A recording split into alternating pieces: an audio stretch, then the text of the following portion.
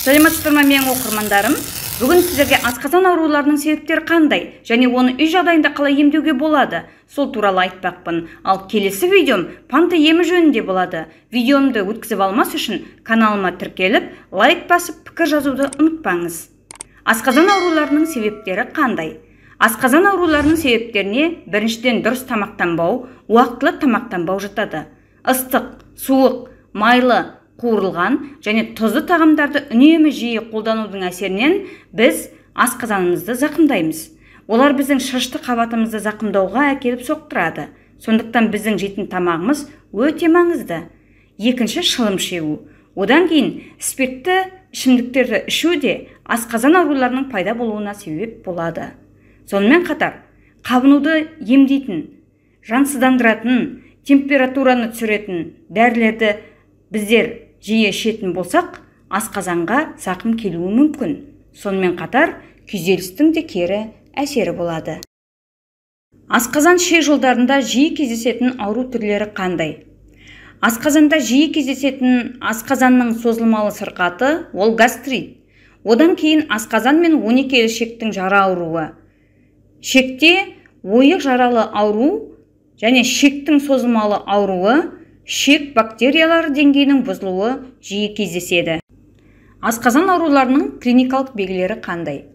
Асқазан ішек ауруларының ең басты клиникалық белгісі адамның іші мен екі қабырғасының түйісетін жері ауырады. Іші аш қарынға немесе тамақ жеп болғаннан кейін бірден ауырады. Гастрит кезінде осы ауру белгілерінің барлығы да болуы мүмкін. Ал асқазанда 12 ішекте ауырған уақытына қарай дәрігерлер жараның шамамен қай жақта орналасқанын айталады. Мысалы, ауру асқазанда болса, аш қарынға ауырады. Себебі асқазан сөлі қышқыл сөл бөледі. Ол асқазан бос болғанда асқазандағы жараға қолайсыздық тудырып ауыртады. Екінші клиникалық белгісі тамақ жеп болғаннан кейін, жарты сағаттан кейін немесе 10-15 минуттан кейін басылады да қайтадан ауыра бастайды. Ал тамақ ішіп болғаннан кейін 2-2,5 сағаттан кейін ауырса, дәрігерлер ол ауру 12 ішекте деп болжам жасайды. Сонымен қатар, науқастың тәбетінің түсуімен іште жағымсыздықтың пайда болуы асқазан ішек жолдары ауруларының белгілеріне жатады. Енді үй жағдайында асқазан ауруларын қалай емдеуге болады? Мен сіздерге өз тәжірибемнен және халық медицинасындағы қолжетімді тиімді әдістермен бөлісетін боламын. Бірінші, сумен емдеу. Бұл қолжетімді бірден бір әдіс.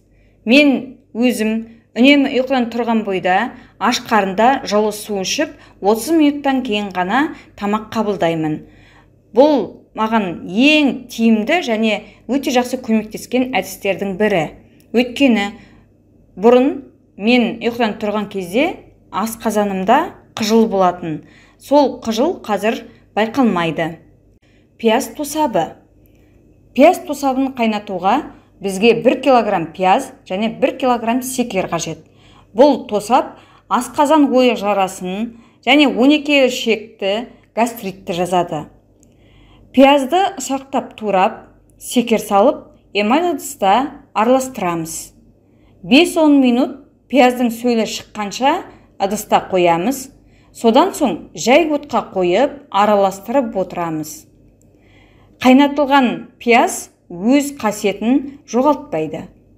30-40 минут пияз сары түс бергенше қайнатамыз.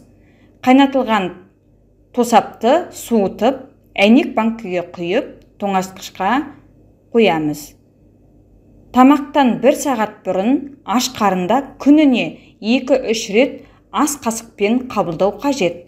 Ем кезінде диета ұстаған жөн. Мен айтқан кеңестерді өзіңізде қолданып көріңіз. Егерде жақсы нәтиже болып жатса, пікір жазып бөлісіңіз.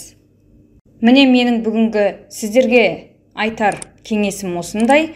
Егерде видео ұнаған болса, лайк басып, пікір жазуды және достарыңызбен бөлісуді ұмытпаңыздар.